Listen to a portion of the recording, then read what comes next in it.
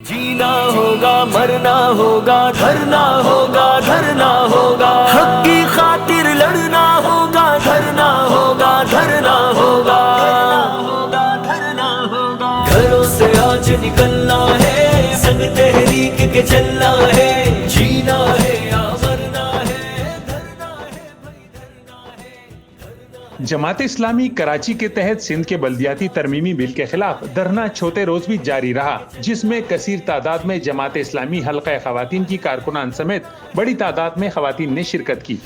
धरने में शहर भर से खवातीन के काफिले सिंध असेंबली पर पहुंचे। खवातीन के साथ बड़ी तादाद में बच्चे भी धरने में शरीक हुए।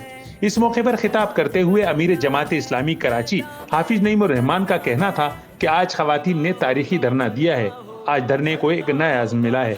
ये शहर 3 करोड़ से जायद लोगों का शहर है। ये शहर 54% का हिस्सेदार है। सिंध का 95% टैक्स कराची से जमा होता है। कराची के लोग मेहनत करते हैं तो पूरा पाकिस्तान चलता है। होता है तो कराची जागता है, आवाज उठाता है। पूरी दुनिया का सबसे बड़ा एहतजाज कराची में होता है। कश्मीरी भाइयों के लिए यहाँ पर ये काम होता है। और अब तो कराची के हुकूक के लिए कराची बचाओ मार्च जो पिछले 2 हफ्ते पहले हुआ था, वो जो एम ए जिन्ना रोड इंसानी सरों से भर गई थी, तो इसमें हमारी माओ बहनों का बहुत बड़ा किरदार था। और आज धरने ने साबित किया कि कोई वक्ती बात नहीं थी, बल्कि ये जिद्दोजहद अब शुरू हो चुकी है और हक लेकर खत्म होगी। मैं अर्ज करना चाहता हूं कि इस असेंबली ने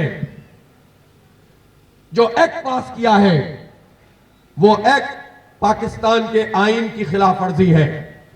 पाकिस्तान के आइन की आर्टिकल 140A ये बताती है कि हुकूमतों का काम ये है कि वो शहरी बल्दियाती हुकूमतों का निजाम कायम करें, बल्दियाती हुकूमतों का निजाम कायम करें।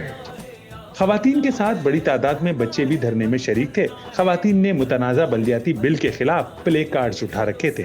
कैमरामैन रिजवान अली के साथ कमर रहमान, जसारत न्यूज़, कराची।